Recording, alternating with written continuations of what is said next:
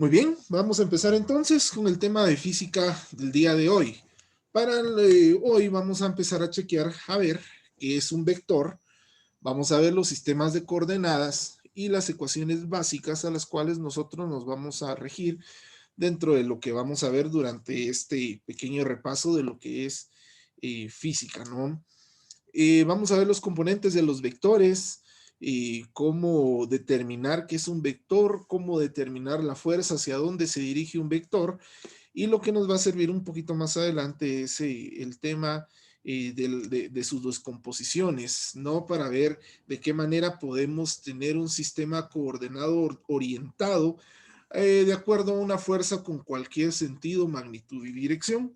Y por supuesto vamos a ver ciertos problemas de aplicación que poco a poco vamos a ir chequeando. Y vamos a ir desde el problema más sencillo hasta el problema más complejo, para que pues tengamos de una manera ordenada siempre la manera de cómo vamos a trabajar. La pregunta del millón aquí, ¿qué es un vector? Vamos a agarrar la lista de participantes de manera aleatoria, como siempre. Y le voy a preguntar a Lester Fuentes, ¿qué crees vos que es un vector? Eh, bueno, para mí un vector considero que es una línea que a la vez, no sé, como que identifica una magnitud, algo así. Ok, ¿No te gracias acuerdas? Lester. Muy bien, le voy a preguntar a Oscar Godínez, para vos, qué es un vector? Pues yo la verdad no mucho me recuerdo sobre qué es un vector. Ok, no hay problema, no hay problema. Vamos a ver, Angie, ¿me podrías decir para vos qué es un vector? Que representa una escala. Sí, podría representar una escala. ¿Alguien quiere argumentar algo más? ¿Puede ser Es un un segmento de segmento recta? de... Ah, ya lo googlearon. Bueno, sí y no. Fíjense que el tema de los vectores es bastante complejo el poder definirlo desde un punto de vista matemático o desde un punto de vista físico con un concepto muy, muy especial. Sí, es un segmento de una recta si lo vemos de manera gráfica, ¿sí? Si lo vemos de manera matemática, podemos decir, así como lo decíamos en las rectas, que es un segmento de puntos que tiene una dirección, tiene un principio y un final, y que en su momento podemos determinar hacia dónde se dirige. Ok, pero no estamos hablando de matemática, estamos hablando de física. Y al momento de hablar un poquito más del tema de física, podríamos definir entonces que un vector es un segmento de una recta en el espacio que parte de un punto hacia otro, lo que estaban diciendo. Ok, estamos bien. Pero ahí vamos a hacer un pequeño énfasis en que un vector sí es una recta, sí es una ecuación, sí es una línea que está representada en el espacio mediante puntos que contienen coordenadas de acuerdo a donde los ubiquemos, pero este vector, esta línea, tiene que tener tres características en específico. Y eso es lo que yo quiero que ustedes se aprendan el día de hoy. Un vector debe de tener una magnitud, una dirección y un sentido. Ok, ¿por qué dirección, magnitud y sentido? Siempre lo vamos a escuchar así en física. Y no solo en física, muy posiblemente en resistencia de materiales, cuando empecemos o se empiecen ustedes a ver esos temas, se van a dar cuenta que en su momento, pues las fuerzas que son vectores van a tener que tener magnitud. ¿Por qué? Porque tienen un número en específico que representa. Por ejemplo, un vector puede ser mi peso. ¿Qué es la magnitud que representa? Bueno, y que yo pesaré 20,000 libras, por ejemplo. Entonces ahí yo ya tengo representada la magnitud. Dirección. Volvamos al ejemplo del peso. ¿Por qué la dirección? Si es peso, significa que la gravedad hace influencia para que yo me mantenga los pies sobre la tierra. Entonces tengo una dirección hacia abajo, por decirles algo. Y un sentido. El sentido se refiere hacia dónde estoy orientado. Recuérdense, cualquier tipo de recta la vamos a definir como que si fuera una línea en un plano coordenado cartesiano. ¿Se recuerda? Un plano coordenado cartesiano es la crucita en la que estamos viendo.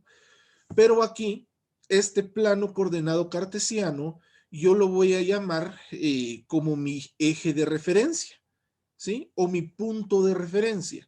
Y yo voy a decidir el sentido de mi vector y también voy a decidir hacia dónde quiero proyectarlo. Es decir, mi marco de referencia, mis condiciones iniciales, yo las voy a poner. Si yo quiero que negativo sea a la derecha, matemáticamente está incorrecto. Físicamente, si yo lo entiendo así, pues así lo voy a trabajar. Si yo digo que negativo es hacia arriba en el eje de las abscisas, pues yo voy a decir entonces que en su momento, pues lo puedo manejar como negativo hacia arriba. Matemáticamente no está bien, insisto, pero si yo lo entiendo así físicamente, los vectores me dan chance de poder manejarlo a mi gusto y a mi conveniencia. En resumen, un vector tiene que cumplir que tenga magnitud, dirección y sentido. Si no cumple con estas tres o una de estas tres, no es un vector, ¿sí? Un ejemplo de un vector puede ser una fuerza inducida al momento de jalar la cuerda de un perro, por ejemplo, o la correa de un perro, cuando sacamos a pasear a nuestro perro, usualmente, y si no están muy acostumbrados, se echan, tratan de poner resistencia y la cuerda que yo estoy tratando de jalar, pues le pongo cierta tensión, le pongo con cierto ángulo de inclinación, le pongo fuerza y a partir de ahí, pues yo tendría que definir en su momento que estoy colocando un vector, ¿sí? Por ejemplo, un vector también puede ser la fuerza que le da el motor a un carro para que pueda moverse. En su momento, pues vamos a ver ciertos ejemplos de aplicación en donde esto va a estar un poquito más claro. Ahora, muy bien, un vector en física usualmente lo manejamos mediante un número y mediante una unidad de medida. Y eso lo van a ir manejando de aquí hasta que ustedes dejen de ejercer su profesión, ¿sí? Las cantidades vectoriales, nos dice la definición, son aquellas que además que representarse como un número y una unidad, también tienen que ser expresadas como lo que decíamos anteriormente, una magnitud, un sentido y una dirección. Ojo, estamos hablando ya no de vector, estamos hablando de magnitudes vectoriales, que es un concepto totalmente distinto. Las magnitudes vectoriales es la que ya lleva su número y su unidad de medida. Por ejemplo, un vector puede ser 25 toneladas de tensión, ¿sí? Un vector puede ser 85 kilogramos fuerza, ¿sí? ¿Por qué kilogramos fuerza? Porque en su momento, si es kilogramo nada más, podría ser utilizado como masa. Entonces, kilogramos fuerza ya representa, como su nombre lo dice, una fuerza, ¿verdad? Por favor, cada vez que trabajemos vectores, ustedes deben de ser conscientes y consecuentes que en su momento, si ustedes no le colocan la unidad de medida a la cual estamos trabajando, tomaré su respuesta como que si no fuera un vector. Si estamos trabajando en newtons, por favor, coloquémosle newtons. Si estamos trabajando kilogramos fuerza, si estamos trabajando, ¿qué les digo yo? Libras sobre pulgada cuadrada, kilogramos sobre centímetro cuadrado, y otras unidades de medida, siempre coloquémosle las unidades de medida, por favor. Muy importante, repasen el tema de sistemas de unidades, ¿sí? Y aquí voy a dejar una tarea para la próxima clase. En su cuaderno, por favor. Y quiero que lo hagan porque en su cuaderno y no en el aula virtual, porque así ustedes lo van a tener presente. Mañana voy a pedir las fotos al grupo de WhatsApp que las puedan enviar para ver quién sí y quién no hizo la tarea. Por favor, investiguen las unidades de medida del sistema inglés y del sistema internacional. Por favor. ¿Sí? Investiguen desde las unidades más simples hasta las unidades más complejas. Y hay tablas en Google que les dan a ustedes todo eso. Ahora, un ejemplo muy claro y muy fuerte de lo que estamos trabajando, lo que estamos viendo, son de las magnitudes vectoriales, mejor dicho, podemos definir lo que es la velocidad. La velocidad siempre requiere una dirección, sus unidades de medida, por ejemplo, son metros sobre segundo, y necesita pues una magnitud que nos dice a qué velocidad se está revolucionando X motor, por ejemplo, o que está llevando a cabo una patineta que va, o una pelota que va sobre una cinta sin fricción, etcétera, ¿no? Vemos el desplazamiento, vemos la aceleración, algo que son fuerzas inducidas, por ejemplo, como el impulso, una propia fuerza como tal, no necesariamente el impulso, sino el tener que empujar, la fuerza de fricción, el peso propio de los elementos actuando mediante la gravedad, la potencia que podemos darle, perdón, la potencia que podamos darle a un motor, el torque que generen dos fuerzas en un espacio determinado, el momentum o momento que en su momento, ahí sí que valga la redundancia, en que en su momento lo vamos a ver cómo aplicarlo, pero este momentum puede ser aplicado de diferentes maneras, con una o dos fuerzas, con restricciones, sin restricciones, entre otros.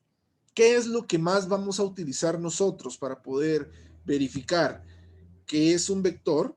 Pues lógicamente ahorita nos vamos a centrar en el desplazamiento, en la fuerza y en el peso. Podríamos definir también que un vector lo podemos utilizar a manera de energía, ¿no? Entonces, es ahí donde vamos a anidar un poquito con los temas de la segunda unidad.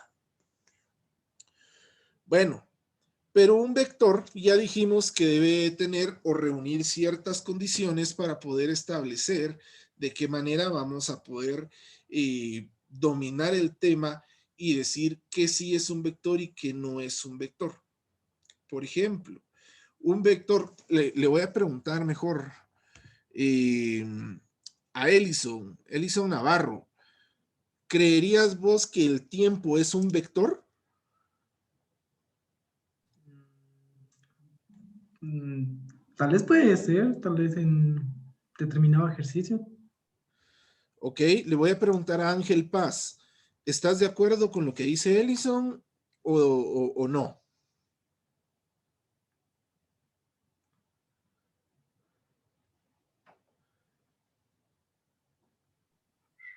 Creo que no, ¿Por qué?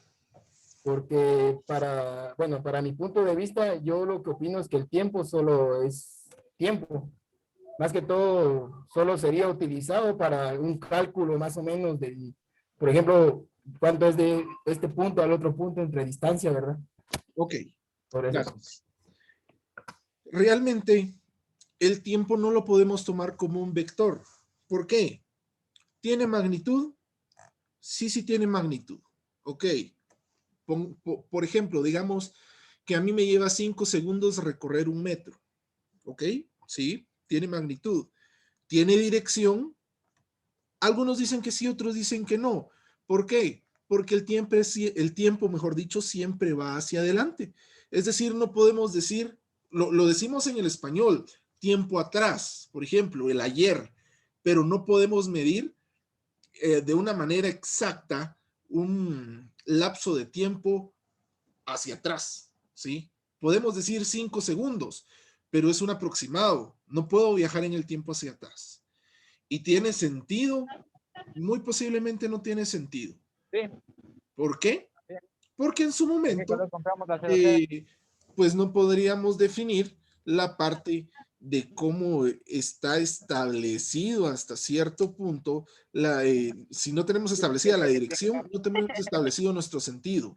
El sentido siempre va a ser positivo. Entonces el tiempo carece de uno de las tres características de un vector.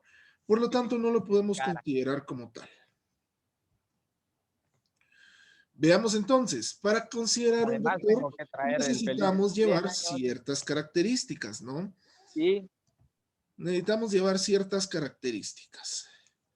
En su momento, nosotros podemos decir que un vector tiene que tener, sí o sí, un módulo o una magnitud. que era lo que yo les explicaba.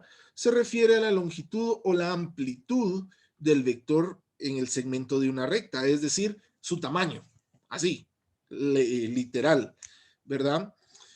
Tenemos que decir también que tiene dirección, es decir, la inclinación que posee el vector, si es que no va en línea recta, como usualmente son los vectores, tenemos que ver qué ángulo forman, si va hacia la derecha, si va hacia la izquierda, si va hacia arriba, si va hacia abajo, y a partir de ahí pues podemos calcular sus componentes, ¿sí? Usualmente los vectores, nosotros los medimos, o la inclinación de los vectores, nosotros lo medimos mediante una línea horizontal imaginaria, es decir, lo medimos, yo siempre lo tomo de esta manera, como que si yo fuera el vector y el inicio estuviera en mi nariz y aquí trazo una línea imaginaria y veo si voy hacia arriba o hacia abajo, ¿no? Entonces es ahí donde les insisto y digo nuevamente que un vector yo calculo el punto de referencia al cual lo voy a medir, ¿sí? No necesariamente tendría que ser positivo o negativo, sino que yo defino hacia dónde. De igual manera, sí podemos medir los vectores de manera horizontal, pero es un poquito más complejo. Yo siempre le recomiendo que la dirección la podamos medir mediante un eje horizontal, y este eje horizontal lógicamente va a ser un eje imaginario. Cuando veamos ejercicio lo vamos a ver de una manera más fácil. También en el sentido, pues se refiere a la orientación del vector, hacia dónde voy a ir, si mi vector va hacia la derecha, a la izquierda. Si va hacia la derecha, posiblemente tiene dos componentes positivos. Si va hacia la izquierda, tiene un componente positivo y un negativo, etcétera, etcétera. Y veamos la imagen. Ahí se resumen las tres partes fundamentales o las tres características de lo que es un vector. Debe tener el módulo que es la amplitud, es cuánto mide, la dirección hacia dónde se dirige y el sentido que es desde dónde hasta dónde lo vamos a medir, ¿verdad? Muy importante que lo veamos. Ok, ahí se me fue un poquito el tema de las imágenes, pero ¿habrá alguna duda hasta acá? ¿Todo bien? ¿Todo claro?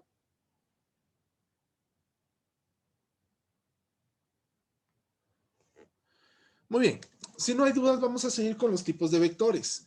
Así como hay vectores en donde nosotros podemos determinar de qué tipo son, pues vamos a, o determinar hacia dónde nos vamos a dirigir con estos vectores, vamos a determinar también que hay tipos de vectores que nos van a ayudar a solucionar los problemas desde un inicio, sin hacer ningún tipo de ejercicio, sino solamente imaginarnos qué está pasando con la fuerza y a partir de ahí determinar qué es lo que vamos a hacer. El primero de estos tipos de vectores nosotros le vamos a llamar el vector nulo. ¿Qué nos dice la teoría? Que son aquellos en donde el origen y el extremo coinciden en un punto en específico. Por lo tanto, la magnitud siempre será igual a 0. Por ejemplo, uno de estos vectores nulos, yo siempre lo he dicho y lo he trabajado con los circuitos de Fórmula 1 o los circuitos de carreras de caballos o los circuitos de carreras de pistas de atletismo. El vector va a iniciar en un punto, va a girar toda la pista y al momento de terminar, si es una velocidad constante, por ejemplo, va a terminar en el mismo punto en cierto tiempo determinado, ¿sí? Al momento de hacer el análisis de la dirección, magnitud y sentido de esa fuerza, nos damos cuenta que el mismo impulso que llevaba para iniciar la vuelta va a ser el mismo que va a completar para cerrar el estudio. Por lo tanto, esa magnitud va a ser igual a 0. Y cuando es una magnitud igual a 0, decimos que tenemos un vector nulo. Por otro lado, los vectores unitarios se dan cuando su magnitud es igual a 1. Simple y sencillo, no creo que haya mayor problema. En los vectores unitarios nosotros podríamos definir dos cosas. Primero, que un vector unitario muy pocas veces lo vamos a ver. a menos de que sea un estudio muy en específico al cual nosotros nos vamos a estar refiriendo.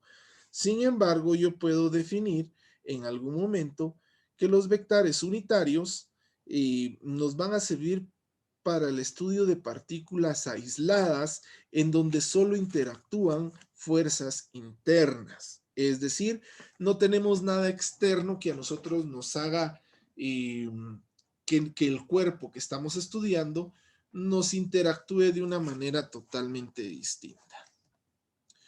También tenemos los vectores fijos, que son aquellos que se expresan un punto de origen, además de un extremo, el cual está determinado en un punto fijo en el espacio. Ojo con esto. Estos vectores fijos van a estar en cualquier punto de nuestro marco de referencia. ¿Cuál es la característica fundamental de ellos? Que van a tener un punto de inicio y un punto de final. Simple y sencillo, ¿sí? Pero este punto de inicio y este punto final van a estar determinados totalmente o delimitados totalmente bien. ¿Para qué? Para que nuestro estudio se centre en un punto en específico. Un vector fijo, por ejemplo, puede ser la fuerza sísmica que se le induce a una estructura mediante la aceleración del suelo. Sabemos que la vamos a empezar a medir en un lado y que va a terminar su medición en otro lado. ¿Qué más podría ser un vector fijo? Cuando yo estoy empujando una carriola de un bebé, sé que en algún punto voy a tener que aplicarle fuerza para que se mueva y en otro punto donde finalice mi estudio voy a tener que voy a poder tener que hacerle más fuerza para detener la carriola, por decirles un ejemplo. También tenemos vectores paralelos, que es igual a lo que trabajamos en matemáticas. Son vectores que están situados uno a la par del otro, que poseen un mismo sentido. No importa que la dirección sea distinta, no importa que la magnitud sea distinta, solo deben de tener el mismo sentido. Uno puede ir hacia la izquierda, otro puede ir hacia la derecha, pueden tener los mismos sentidos, nunca deben tocarse, nunca deben intersectarse, nunca deben ser tangentes el uno al otro, solamente deben de tener el mismo sentido, ¿verdad? En este caso, para un ejemplo de un vector paralelo, podríamos colocar, por ejemplo, ¿qué les digo yo? El lanzar dos canicas en una superficie sin una superficie totalmente lisa. Podemos tirar las canicas y se van a ir las dos una a la par de otra. Claro, si hay alguna interferencia, en su momento van a chocar, pero si no, en su momento, pues también van a seguir totalmente paralelas, con diferente magnitud, con diferente dirección, pero con el mismo sentido. Inclusive los vectores paralelos podríamos definir lo que van en sentido contrario, a lo cual nosotros le vamos a llamar que son vectores opuestos, ¿sí?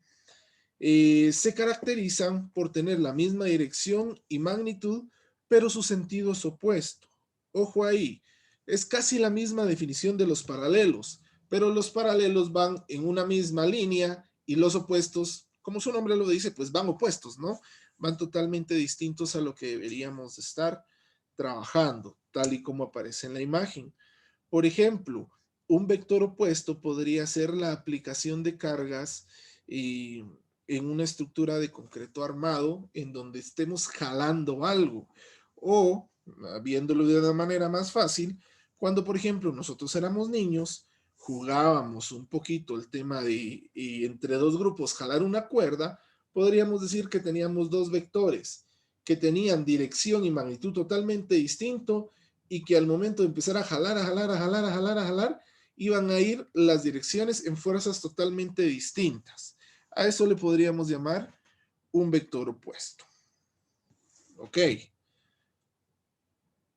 Terminamos el tema de vectores. Si ustedes se dan cuenta, es bastante sencillo, es bastante riguroso o es bastante poco riguroso lo que estamos tratando de hacer. Ahora, quiero aquí hacer un énfasis y una pausa a lo que vamos a trabajar. Un vector, a nosotros nos lo enseñan como una línea cualquiera en el espacio, a la cual va a estar sometida por una magnitud, una dirección y un sentido, y que tiene dos componentes para que este vector pueda funcionar. En física 1 tendríamos que haber visto la ley del paralelogramo, la cual nos dice a nosotros cómo construir un vector total a partir de sus componentes, sea cual sea la dirección de ellos. Ojo, ¿eso funciona? Sí, sí funciona, pero más adelante ahorita nosotros vamos a ver un poquito el tema de los componentes de un vector, que es más aplicado a la realidad. Pregunto, ¿vieron el tema del paralelogramo en física 1?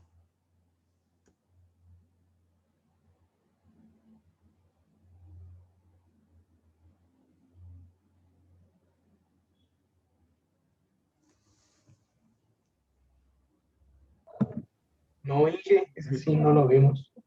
¿No vieron nada de vectores en física 1? Bien, vectores sí, pero la ley del paralelogramo, sí no recuerdo que la hayamos visto. Va, bueno, entonces lo vamos a ver más al ratito, un poquito más detallado. Esta ley del paralelogramo a nosotros muchas veces nos sirve para que en su momento podamos determinar vectores que tienen un rumbo indefinido, pues su resultante, ¿no?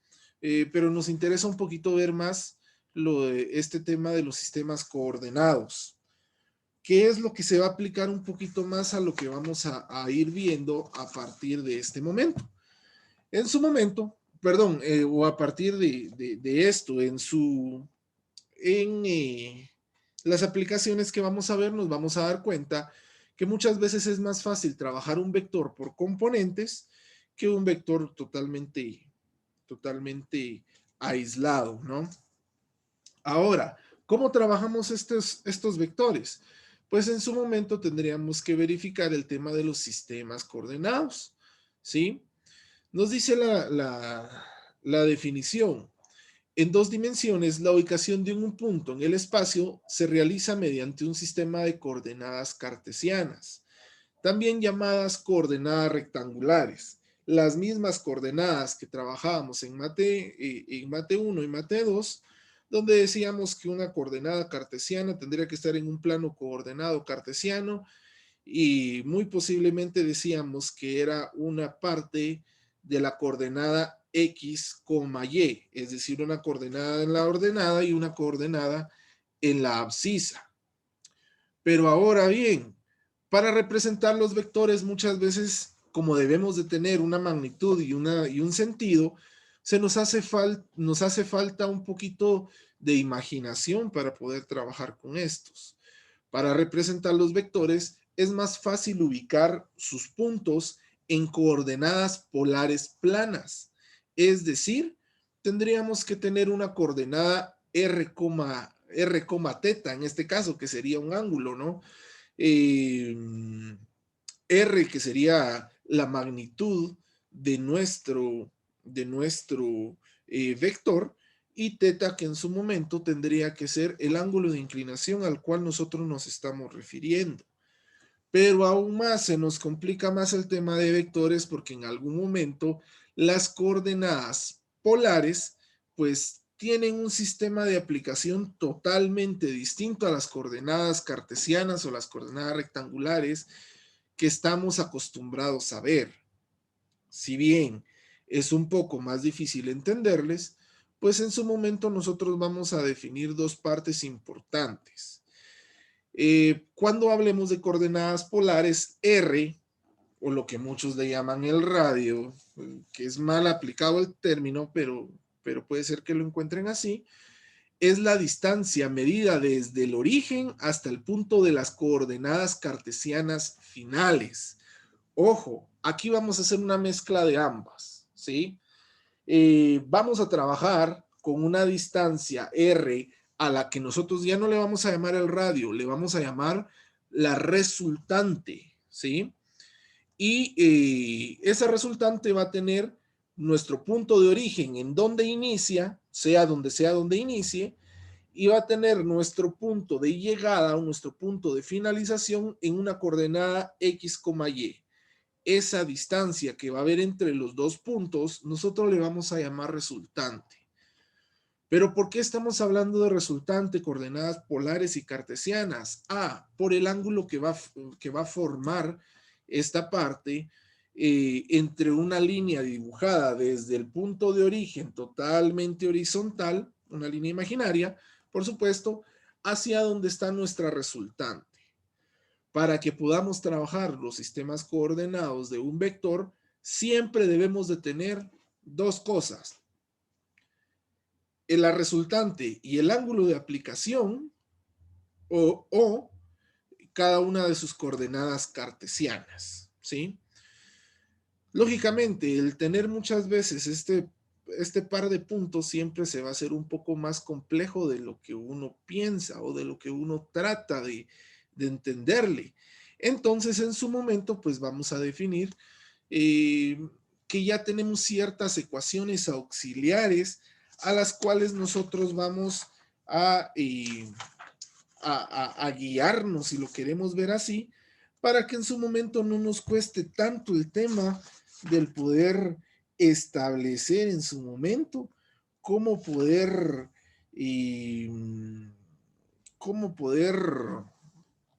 verificar esta parte de los sistemas coordenados. Bueno, pero si ya tenemos en su momento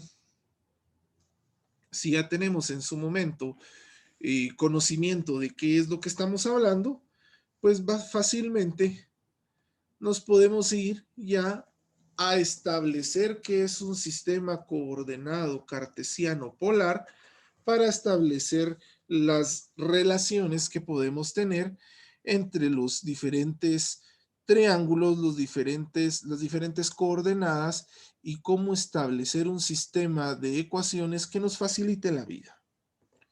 Veamos la imagen del lado izquierdo o los puntos del lado izquierdo.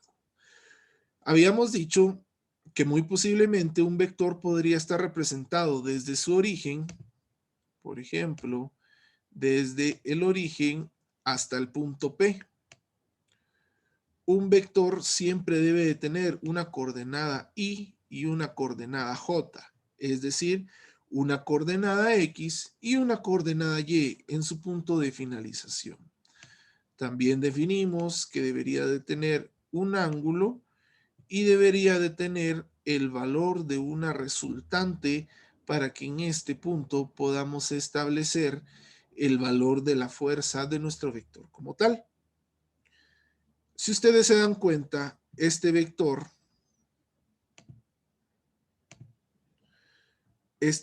Q puede estar hacia la izquierda, puede estar hacia el vector P, puede estar hacia la derecha, y aún más tenemos un vector desconocido, X, Y, que se encuentra en algún punto de nuestro plano coordenado cartesiano. ¿Por qué les menciono esto?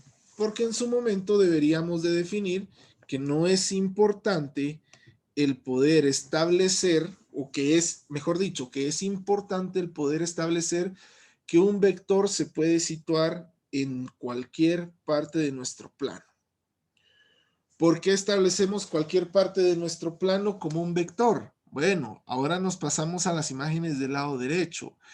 En su parte conducente, los vectores nos pueden decir lo siguiente, que era lo que yo les decía. Tenemos tenemos la resultante, unas coordenadas finales y tenemos un ángulo de aplicación. Si ustedes se dan cuenta, los vectores P, Q y el vector desconocido no están georreferenciados al origen. No sabemos si sí comienzan ahí o comienzan en otro lado. Por lo tanto, vuelvo a aplicar el criterio donde les digo que yo lo manejo a mi conveniencia. Y si no estoy en el origen, por ejemplo, podría crear un vector desde el origen hasta el punto. ¿Para qué? Para que mediante la trigonometría pueda establecer una relación de triángulos que me haga mediante la geometría o trigonometría, podría establecer una relación de triángulos para poder establecer cómo encontrar las resultantes de un vector. ¿Sí? Si tengo, recordémonos un poquito de mate 1. Si tengo un ángulo y tengo su hipotenusa o la parte inclinada de un triángulo, fácilmente mediante mis identidades de seno y coseno, puedo averiguar mi cateto opuesto y mi cateto adyacente. ¿Qué es lo que tenemos por acá? Si tengo mi resultante y tengo mi ángulo, puedo hallar mi cateto adyacente y mi cateto opuesto mediante el seno del ángulo o el coseno del ángulo. Ahora bien, van a haber problemas que a nosotros no nos digan, mire, tengo la resultante, sino mire, tengo las dos componentes de una fuerza. ¿Sí? Estas componentes, lógicamente, pues deberíamos de tratar de chequearlas de alguna manera para poder hallar la resultante. Ok, ¿cuál es el secreto de esto? El tener el ángulo. Teniendo el ángulo, puedo utilizar la tangente del mismo para poder encontrar ya sea la resultante o poder encontrar cualquiera de los catetos como tal. ¿Cómo hago esto? Pues despejando de estas fórmulas. Yo voy a decir que todo vector, cualquiera que sea, tiene dos componentes. Una componente en el eje X, que va a ser mi componente horizontal, y una componente en el eje Y, que va a ser mi componente vertical, perdón. ¿Sí? Muy importante que lo recordemos. Para hallar mi X o mi componente horizontal del vector como tal, yo voy a tener que aplicar la fórmula de la resultante por el coseno del ángulo de aplicación de mi vector. Y para hallar la parte del tema de la resultante horizontal, perdón, de la resultante vertical, yo tendría que multiplicar la resultante por el seno del ángulo de aplicación. Poquito complejo, pero se va creo que no. Bueno, eso lo vamos a ver un poquito más adelante. Ojo, y es aquí donde quiero hacer un punto muy de partida en la clase y decirles, ¿qué pasa cuando yo les digo que tenemos una fuerza en una dirección totalmente distinta, desconocida, pero esa dirección a mí no me sirve para analizar los efectos producidos por esa fuerza? En otras palabras, estoy arrastrando un costal de papas, lo estoy arrastrando con una cuerda. En su momento yo podría definir que esta cuerda, en lugar de estar totalmente puesta horizontal, va a tener un ángulo de aplicación. Físicamente yo no puedo determinar la fuerza que estoy aplicando sobre esta cuerda para que en algún momento pueda determinar la cantidad de esfuerzo que yo necesito para establecer en su momento qué tendría que hacer, cómo lo tendría que hacer y de qué manera tendría que verificar cómo poder, ¿qué les digo? Cómo poder establecer cuánta fuerza vertical y cuánta fuerza horizontal podría yo tener en algún punto, ¿sí? Físicamente es incorrecto que lo veamos así, pero matemáticamente nos damos una idea de que cualquier fuerza que esté inclinada, cualquier vector que esté inclinado, podemos tener dos componentes como tal. Y eso lo vamos a ver un poquito cuando veamos las leyes, perdón, las leyes de Newton, ¿sí? Que una fuerza tiene dos resultantes, una resultante horizontal y una resultante vertical. En vectores nosotros no le vamos a llamar resultantes, les vamos a llamar componentes de una fuerza. Estas componentes en su momento pues las vamos a definir para que podamos establecer dos ejes coordenados cartesianos verticales y horizontales. Es un poco complejo entenderle ahorita, pero se van a dar cuenta que conforme vayamos avanzando va a ser bastante más sencillo el poder establecer cómo funcionan estos ejes de aplicación. Veamos entonces, ya por último, las cantidades vectoriales y las cantidades escalares. Y es aquí donde no es que se complique el tema este de los vectores, sino que se vuelve un poquito más fácil el poder establecer cómo podemos nosotros verificar la parte de qué es lo que estamos viendo. Una cantidad vectorial, una suma tiene su opuesto en la resta. Una multiplicación tiene su opuesto en la división, una potencia en la radicación, un logaritmo natural en el número exponencial, y así nos podríamos ir con todos la parte matemática de este tema, ¿no?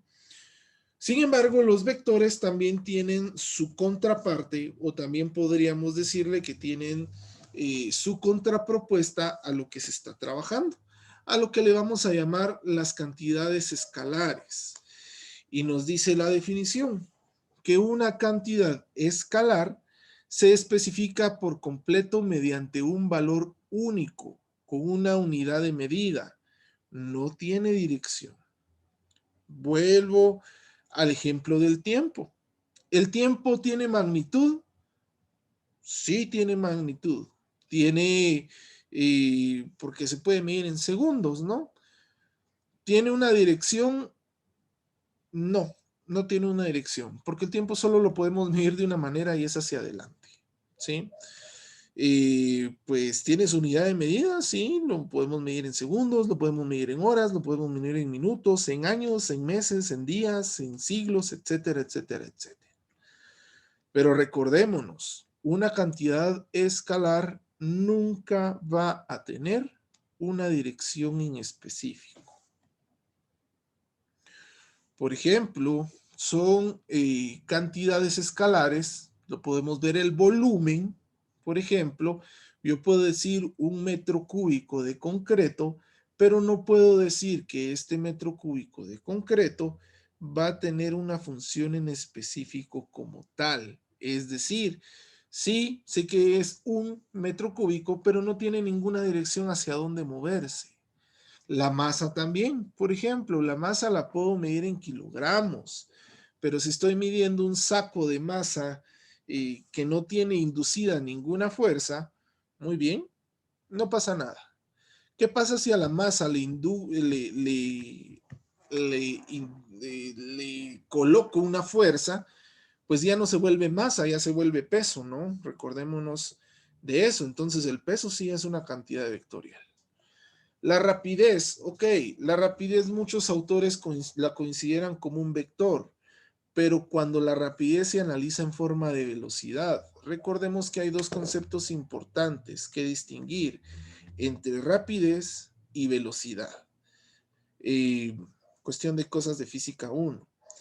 Y aún más, pues vemos otra vez los intervalos de tiempo. Yo puedo medir el tiempo, puedo determinar que tiene unidades de medida, tiene magnitud, pero nunca va a tener la dirección, porque no puedo medir el tiempo hacia atrás.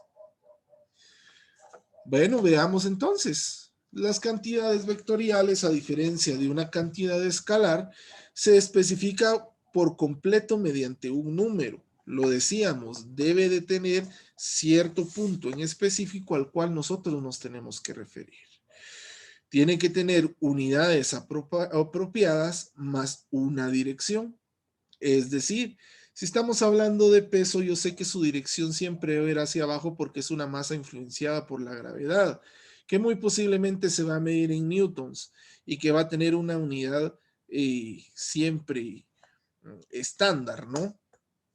Algo que vamos a trabajar en las cantidades vectoriales hasta que lleguemos a ver las leyes de Newton es que un vector siempre va a tener un número positivo. Tratemos de mentalizarnos eso. Un vector siempre va a ser positivo. ¿Por qué? Porque no podemos decir que son menos 20 newtons de fuerza, por ejemplo, o menos 5.8 metros sobre segundo cuadrado. ¿Por qué? Sí lo podemos decir, pero si yo digo que es menos 9.8 metros sobre segundo cuadrado, me estoy refiriendo a desaceleración. Por lo tanto, la cantidad vectorial no creo que me coincida con el concepto que estamos tratando de entender. Son ejemplos de cantidades vectoriales, insisto una vez más, la energía potencial y cinética, el desplazamiento, la velocidad, la aceleración, la potencia, el momentum, etcétera, etcétera, etcétera. Ok, y esto es a lo que yo quería llegar en específico, ¿sí? Esto es la parte central a lo que nos vamos a guiar dentro de lo que estamos trabajando. Pregunto, ¿hay alguna duda hasta el momento o puedo empezar a hacerles preguntas ya?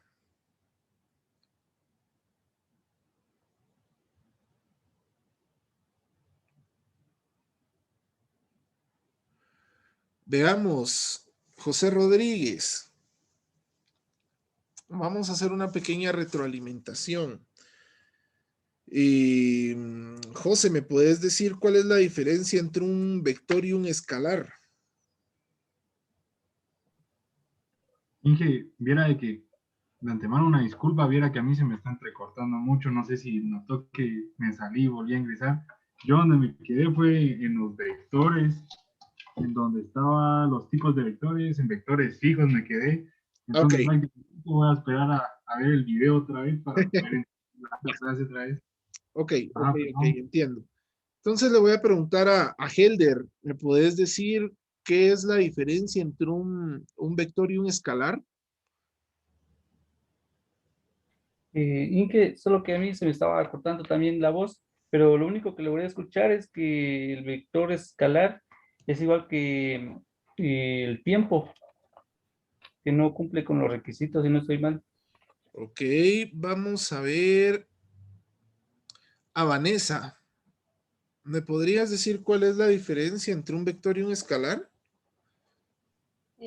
Un vector se especifica por completo mediante un número y un escalar mediante un valor único. Si no estoy mal. Ahí vamos. Charlene, ¿me podrías apoyar también con eso? Sí, este, la escalar, está determinada, digamos, por un número y la vectorial, digámoslo así, tiene que especificar su dirección, perdón. Ok. Hay algo muy importante que yo quiero que veamos en este punto, al cual pues quiero que sí entren en referencia de qué es un vector y qué es un escalar, porque en su momento esto puede llevar a generar muchas dudas al momento de resolver problemas. Un vector siempre va a ser el que tiene, y puede ser pregunta de examen también, ¿va? Un vector siempre va a ser una cantidad que tiene magnitud, dirección y sentido, ¿sí? Y un escalar va a ser una cantidad que solo tiene magnitud y sentido, más no tiene dirección. Y eso lo podemos ver en los conceptos que veíamos hace un momento, ¿verdad? Una cantidad escalar no tiene dirección. Simple y sencillo. Si en el examen yo les digo, jóvenes, ¿cuál es la diferencia entre una cantidad escalar y una cantidad vectorial? ¿Qué es lo que quiero que respondan? Perdón. Un vector tiene magnitud, dirección y sentido. Un escalar solo tiene magnitud y sentido, más no dirección. ¿Ok? ¿Cuál es el ejemplo de un escalar o una cantidad escalar? El tiempo. ¿Cuál es el ejemplo de una cantidad vectorial? La velocidad. Simple y sencillo. ¿Ok? Otra pregunta. Bueno, mejor esa la vamos a hacer más adelante. Continuemos. Veamos entonces lo que yo les decía anteriormente.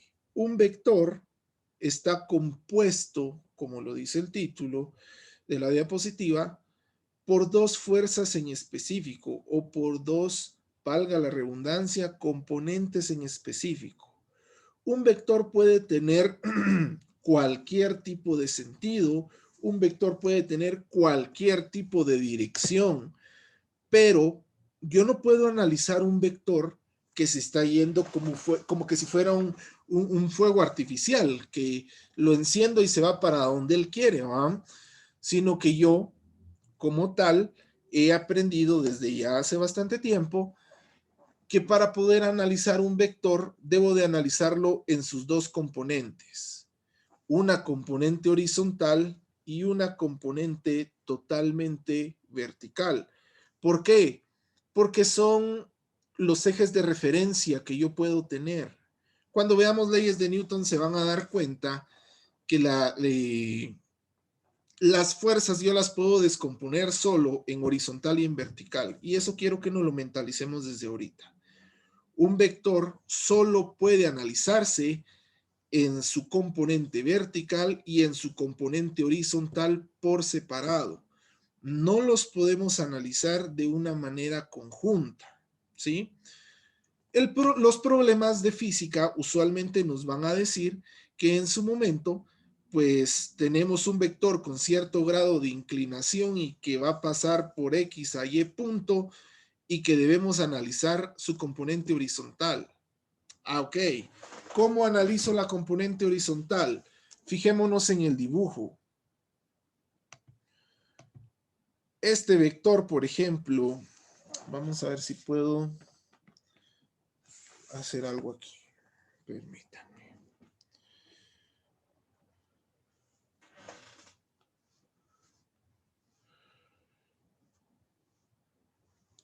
Así puedo. Este vector que estoy trazando con la línea roja por acá, tal vez la vamos a cambiar de color. Vamos a poner negro mejor.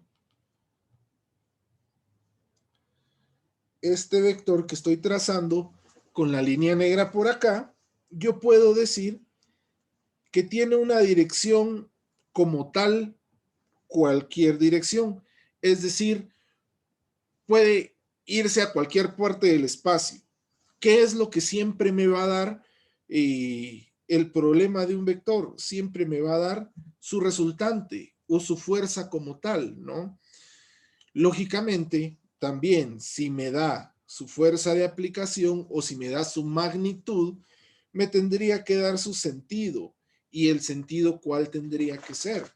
El sentido lo voy a definir entonces como el ángulo de aplicación al cual voy a analizarlo. Ojo, una característica muy importante de los vectores es que siempre los voy a denotar con una flechita en la parte de arriba, ¿sí? Yo, por ejemplo, puedo poner 35, una flechita y una N, que serían 35 newtons. Pero esos 35 newtons yo voy a determinar que es un vector por dos situaciones. Perdonen, por dos situaciones. Primero, porque yo sé que newton significa vectores. Y segundo, por la flecha que tengo en la parte de arriba, ¿no? Ok. Viendo esto, les puedo decir, si esto es un vector y se estiraría de esta manera, por ejemplo, pues yo así no lo puedo analizar. Yo así no puedo hacer absolutamente nada. ¿Qué es lo que tengo que hacer?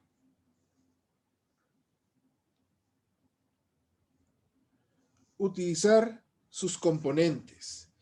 Si ustedes se dan cuenta, cualquier vector va a tener un componente X y un componente Y. Ok.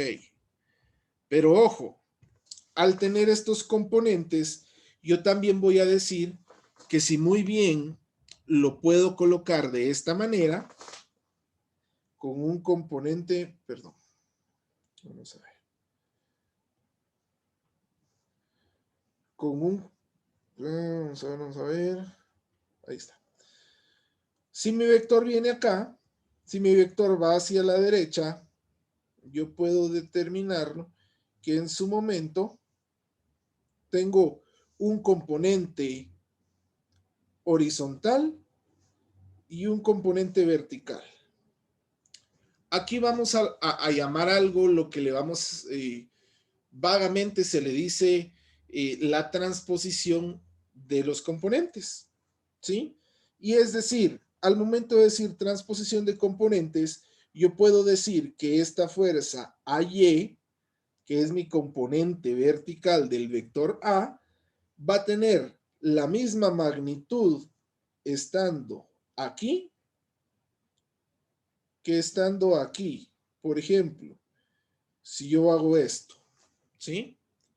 Significa exactamente lo mismo, porque no estoy cambiándole dirección, no estoy cambiándole magnitud y no estoy cambiándole sentido. ¿Por qué estoy colocando de esta manera mi vector? Bueno, para hacerme un poquito más fácil la vida y decir que para estudiar los vectores yo siempre necesito crear un triángulo rectángulo que me identifique hacia dónde voy a dirigirme. Si tengo ahora mi vector acá, tengo ahora mi componente horizontal acá y tengo ahora mi componente vertical de esta manera, yo podría decir que en su momento estoy creando un triángulo rectángulo, ¿no? Creo que lo logramos ver bien en la parte de acá, que es esto que estoy coloreando más o menos, ¿verdad? Al momento de tener un triángulo rectángulo en esta parte, pues yo podría definir que estaría utilizando mis funciones del seno del ángulo y del coseno del ángulo para poder hallar mis componentes en AX y AY. ¿Cómo utilizo eso? Bueno, pues eso las utilizo mediante las fórmulas que yo tengo acá. Estas ya son las fórmulas finales, las fórmulas simplificadas, las fórmulas a las cuales nosotros debemos de apuntar desde este preciso momento para poder empezar a resolver los ejercicios. Siempre, y les digo, siempre las vamos a utilizar, ¿sí? Si se dan cuenta, bueno, lo vamos a ver en el cuaderno un poquito más adelante, pero si se dan cuenta, para encontrar nuestro componente en Y del vector, ya tenemos una fórmula en específico. Esa fórmula, o para utilizar estas dos fórmulas que tengo en el cuadrito de arriba, para utilizar estas dos fórmulas, siempre debo de tener la magnitud del vector y mi ángulo de aplicación. Siempre. Si yo no tengo ni la magnitud de mi vector ni el ángulo de aplicación, esto no lo puedo utilizar. ¿Ok? Pero ahora, para utilizar mi componente Y, yo voy a utilizar la fórmula de A, que va a ser mi vector, por el seno de teta. ¿Cuál va a ser teta? Teta va a ser el ángulo de elevación de mi vector que tengo en la parte de acá. ¿Ok? Y ahora, para encontrar mi componente en X, yo utilizaría esta otra fórmula, que sería A por el coseno de teta. Esto tiene una maña, o esto tiene un secreto, o esto tiene un punto de partida bastante importante. Y es que en su momento, para poder utilizar estas fórmulas, mi ángulo de aplicación tiene que ir referenciado a una línea horizontal. Si mi ángulo, por ejemplo, no fuera teta, sino mi ángulo fuera este alfa, estas fórmulas yo ya no las puedo utilizar. Y es ahí lo importante del saber el tema de ángulos complementarios que mirábamos en Mate 1 y el saber que si yo tengo este ángulo y necesito encontrar esto, pues tendría que restarle 90 menos el ángulo que tengo y esto me daría mi ángulo teta. ¿Sí? Ojo con eso. Si mi ángulo no está referenciado hacia mi horizontal, tendría entonces que utilizar esta fórmula. Siempre. ¿Ok? Ahora bien, ¿qué pasa si en lugar de tener mis dos resultantes, o perdón, si en lugar de tener mis dos componentes, o averiguar mis dos componentes, tengo que averiguar la resultante? Bueno, pues nos vamos a las fórmulas que tenemos en la parte de abajo del lado derecho de nuestra pantalla. En su momento yo podría definir mediante el teorema de Pitágoras. ¿Se recuerdan del teorema de Pitágoras, no? Yo creo que ese es muy sencillo, en donde teníamos un triángulo rectángulo donde esto era C, esto era A y esto era B. Decíamos que C al cuadrado es igual a A al cuadrado más B al cuadrado.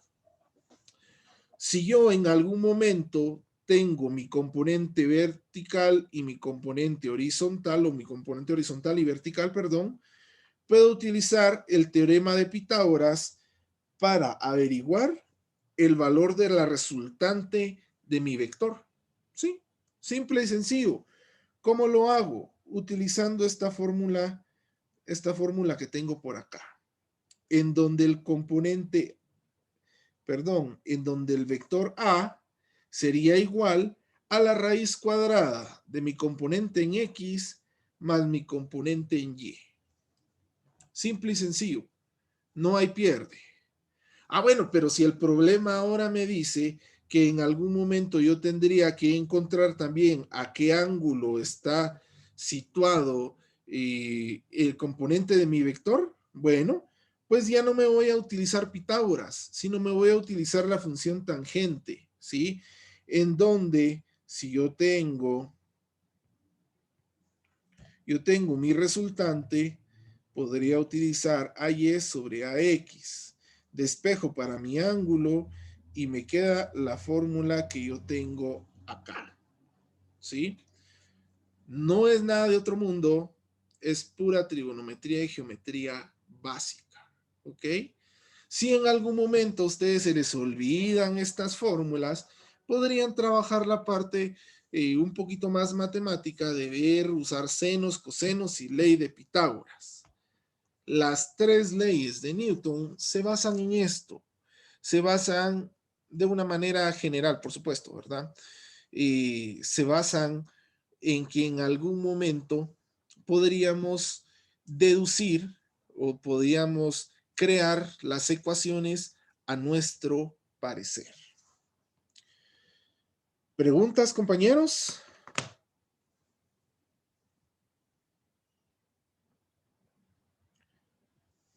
¿Preguntas, dudas? Si no hay preguntas, asumiré o que nada se entendió o algo más.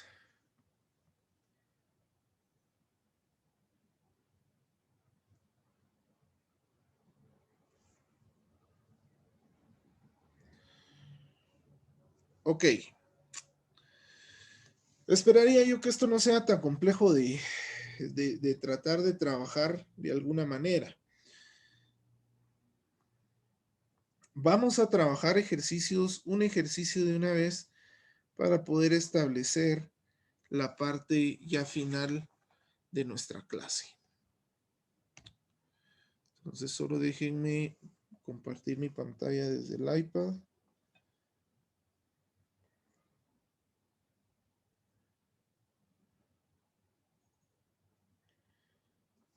¿Me confirman si ya pueden ver mi pantalla, por favor? Ya, Inge. Va, medio. Veamos entonces un problema con vectores unitarios. Algo que es muy importante que ustedes van a ver en cierto punto o van a ver en ciertos problemas cuando ya estén estudiando, y es que en su momento ustedes van a ver que un vector va a estar representado, aquí vectores, hoy estamos fecha 29. Ok. Ustedes van a ver que los vectores muchas veces van a estar condicionados o van a estar puestos de alguna manera totalmente distinta, ¿sí? Un vector puede estar representado de dos maneras. La primera de ellas es como lo estábamos trabajando. Cuando tenemos un vector como tal, con una flechita en la parte de arriba. Esta flecha la podemos definir en su momento como una flecha completa, o hay autores que como que les dio un poco de hueva y ya solo le pusieron la parte de arriba de la flecha. Los dos significan vectores. Pero también podemos definir ciertos vectores en donde van a tener una parte bastante compleja, en donde vamos a tener un valor numérico para AX, pero acompañado a ese AX vamos a tener una Y con una casita arriba. ¿Qué significa eso? Que en su momento el valor que está acompañando a esta Y va a ser nuestro vector en X, ¿verdad? Y muy posiblemente nos va a aparecer un signo más, otro valor, le vamos a dejar a Y, pero puede ser cualquier valor, en donde nos vaya a aparecer acompañado a una J con un techito arriba, ¿verdad? Entonces, en su momento podemos definir que los vectores los podemos trabajar con sus valores numéricos a X, a Y, o podríamos establecerlos como Y y como J. Y significa la componente en X y Y significa la componente en J, ¿no? Pero bien, veamos un problema de aplicación. Bueno, pero ahora inclusive se me había olvidado comentarles que también podemos tener no solo vectores en dos dimensiones, perdonen, sino también podemos tener un vector en una tercera dimensión, al cual nosotros le vamos a llamar la dimensión de profundidad, que podría ser la dimensión Z, ¿no? Que en su momento también, si les logra aparecer en un ejercicio, no es nada del otro mundo, solamente que nos va a aparecer, ya no la letra I ni la letra J, nos va a aparecer la letra K como tal, lo que indicaría que estaríamos hablando de una tercera dimensión, hablando en el eje de la profundidad de Z, ¿verdad? Perdonen. Veamos entonces un ejemplo fácil, muy sencillo de aplicación. Vamos a ir desde lo más simple y mañana vamos a ver ya ejemplos bastante complejos. Por el momento, vamos a verificar la parte de la aplicación de las fórmulas. Y nos dice, el ejemplo que tenemos un vector al cual le vamos a llamar P, el cual tiene una magnitud de 30 metros sobre segundo, con una dirección de aplicación de 37 grados. Usualmente así vamos a ver los vectores, ¿ok? Entonces veamos. Bueno, algo que es muy importante Y yo siempre coloco los vectores con un signo menor que cuando están georreferenciados a la horizontal, ¿verdad? Y si no, pues les coloco con un ángulo de aplicación de 37 grados a la horizontal. Así como tal. Entonces, encuentre, el problema nos dice encuentre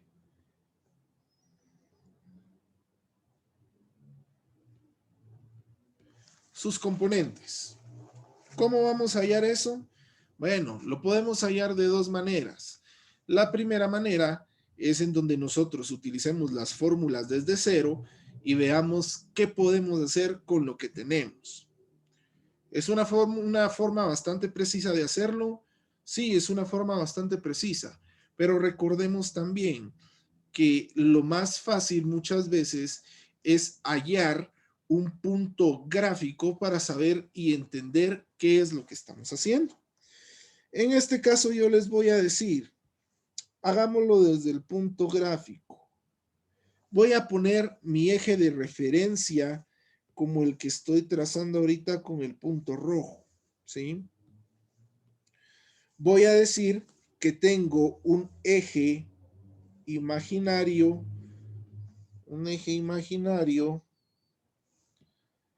totalmente vertical, perdón, totalmente horizontal, al cual va a ser mi punto de referencia en donde yo me voy a basar. Y aún más voy a decir que tengo desde ese punto de referencia, tengo mi vector P, el cual va a tener 30 metros sobre segundo, con un ángulo de aplicación desde la horizontal de 37 grados. Esta P mejor la vamos a quitar de acá. Y estos 30 metros sobre segundo los vamos a colocar acá. Ok. Ya dibujé a mi vector. Yo ya sé que tiene una magnitud de 30, tiene un sentido con 37 grados a la horizontal. Y ahora, ¿qué me pide mi problema? Bueno, mi problema me dice encuentre sus componentes. Ok. Si este es mi vector P, yo sé que cualquier vector que tenga cualquier punto de aplicación tiene dos componentes, tal y como ya lo vimos. Tiene una componente en X y tiene una componente en Y. A la cual, pues en su momento, yo le podría llamar PY y le podría llamar PX. ¿Para qué me sirve hallar PY y PX? Para hallar sus componentes. Bueno, me voy a mis formulitas y digo, PY, ¿a qué sería igual?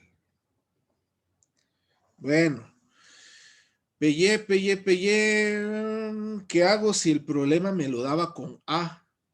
Bueno, ahora digo, entonces, sustituyo solamente letras y que PY va a ser igual a P por el seno de mi ángulo de aplicación, ¿sí?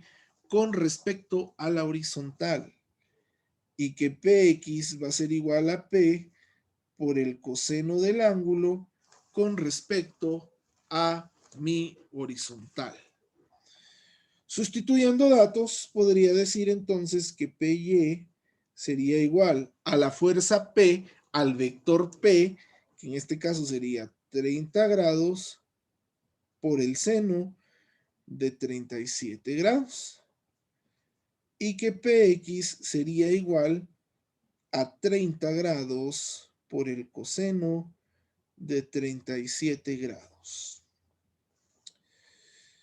Utilizando pues mi calculadora, yo podría definir entonces que 30 por el seno de 37 grados me daría un vector o una componente de 18.05 y que al momento de sacar mi componente horizontal me daría una componente de 23.96. ¿Ok? Si ustedes se dan cuenta, no es nada de otro mundo. ¿Cuál sería mi respuesta? Que PX vale 23.96 y que PY vale 18.05 metros sobre segundo. ¿Verdad? Y únicamente los ejercicios se resuelven así, de una manera bastante sencilla, de una manera bastante rápida. Claro, cuando tenemos estas formas de aplicación bastante sencillas. La próxima clase del día de mañana vamos a ver qué pasa si el vector ya no va hacia arriba, sino va hacia abajo. ¿Qué pasa si la fuerza no la estoy aplicando de buena manera y dónde debo de poner mi punto de referencia para establecer de qué manera voy a tomar estas fórmulas como tal? Pregunto, ¿habrá alguna duda? Yo creo que eso es bastante simple, ¿no? Esperaría yo que no hayan mayores dudas.